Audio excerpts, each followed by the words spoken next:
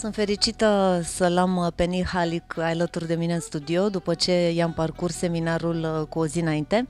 E foarte interesant să fiu provocată să fac un rezumat al unui seminar de aproape o zi, în care am aflat foarte multe despre mecanismele financiare și despre împlinirea viselor. Două lucruri total diferite, dar care se pare că se întrepătrund. I said something very nice about you and now the challenge for us is to make a short story about your life and about the seminar from yesterday. Definitely, thank you very much. Well, first of all, thank you for the invite. It's been my fifth time now in Bucharest, and I enjoy Romania very much. And yesterday we had a very, very powerful event about, how to live life on your own terms, how to create your own economy, how to create your own life, and just dream big and live with passion.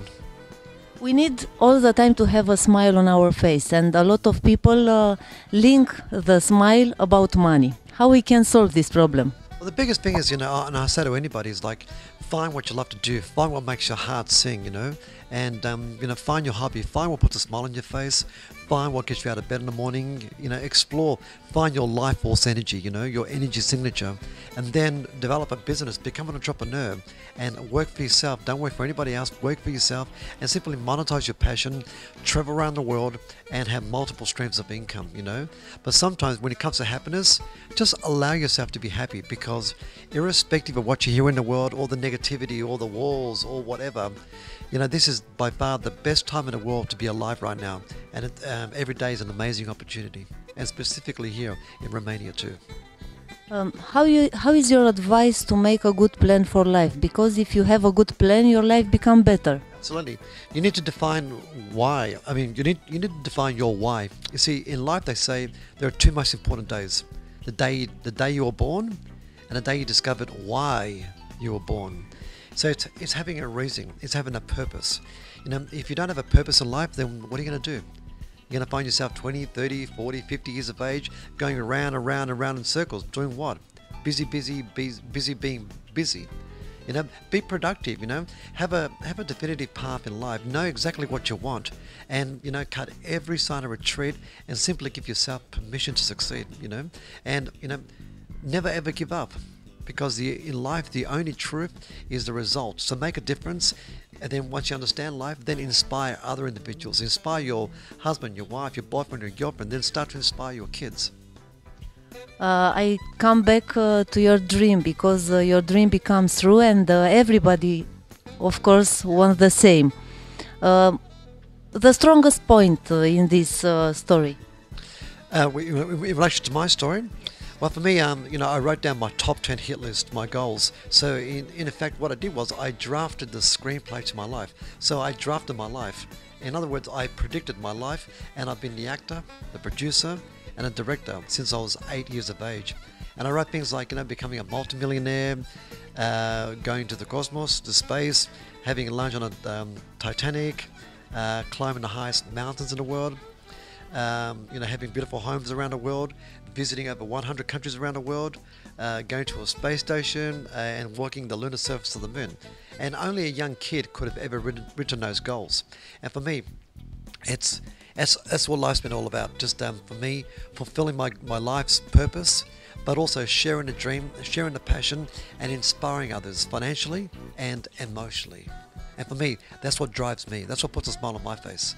But where is the destiny, the surprise of the life? The surprise can be happy or not so happy. If you have a good plan, the destiny, God, didn't broke your dream or your plan? Look, I've always had problems. I've always had obstacles and hurdles along the way. But you know what? I love obstacles because it makes me grow. So for me, so long as I'm happy, I'm healthy, and I'm wealthy. And then I teach other individuals how to be happy, healthy, and wealthy too. Back to the money. People spend without art of spending. How we can be better in this way? Well, I explained yesterday, like at the event in Bucharest, a lot of individuals, they only have one single source of income. So they've gone to school, they've been programmed to have one single source of income. And the reality is, you need multiple streams of income, at least 5 minimum. One single source of income is not enough. Because, once you start to pay taxes, rent, leases, just living expenses, they're very high now. So you need multiple streams of income. Secondly, you need to pay yourself first. And here's the thing, right? Most people are programmed to pay all the bills, to pay the banks, to pay this, to pay everybody else, but they always never pay themselves. So what I say to people is, pay yourself first. Your own salary. Exactly, from your salary. The first 30% of what you earn, you pay yourself and you put it away in a bank account. And do not touch that money. Okay? That money will be used for investment purposes later on. So every time, whatever you earn, pay yourself the first 30% straight to the bank. Okay? Next, run yourself as a business. Run yourself as a corporation. Okay? That way you can run all your tax deductible items from an operations account. Somebody asked about the religion, because religion teaches us to pray and to hope. Exactly. Look, I'm very neutral when it comes to religion. My father was an atheist, he was a communist, right? My mother, Greek Christian Orthodox, very religious, okay? So I grew up, I was baptized in a Greek Orthodox church. If you hope and wish for a better life, you are not working, you don't have any control of your life because you're reliant on somebody other than yourself. And I say to people, empower yourself and never be reliant on anybody. Because the reality is this, the poorest countries in the world are also the most religious countries in the world. And also the poorest people. And I'll leave you with that conclusion. With religion, and the problem with religion is this. Religion, unfortunately, divides people. A lot of wars are due to religion. And I say to people, be an entrepreneur and, use money, don't use people. You know what I mean? Inspire people, inspire the generation, inspire the country. And I think everybody should come from a very entrepreneurial spirit, because too many people are reliant on an employer or reliant on a church or reliant on this, and when things don't go right, what do? They blame everybody else. And I say to somebody, never blame anybody else, blame yourself first, because we are the result of every decision that we make in our lives. Be accountable, be responsible, and be a lighthouse, be a beacon of light, and illuminate the path for others to follow. But in what kind of school you learned to think? My schooling was this. I grew up on the Encyclopedia Britannica. What I do was this. I created my own life with my own rules. Okay? I was given a life, but I knew that in order for me to live the life that I wanted, I had to change the rules and basically personalize it, and then live life on my own terms, live life on my own conditions. Ethically, legally, but at all times doing it on my terms. And I say to anybody, if you don't have your own goals, you're working towards somebody else's goals. And I say to people, build your brand, build you up, because if you don't build your brand, why should anybody else? How many sources for income do you have? 16. Yeah. And which one is the most important for your money, For me, they're very diversified. I have a lot of investment properties. I'm a property developer. I invest in the stock market, business. For me, it's very diversified. But the reality is, I don't work in the business. I work on the business. Big difference. When you're working in it, you're the one doing all the work. And you're too busy working to think about better ways to run your business. When you work on your business, you view it and you monitor it from the outside. And you have time to think, aerate the soul, you ventilate this, your passion, and you think of better business systems. But so long as you also inspire other people, you help people, because in life, you will only be measured by your contribution back to society. It's important to have a mentor. It helps you to have another level. Yeah. My mentors are all dead. So I never really had a living mentor. The Britannica was my first mentor, because it was history. And history will always teach you about the future, because learn from history's mistakes and then find out what not to do.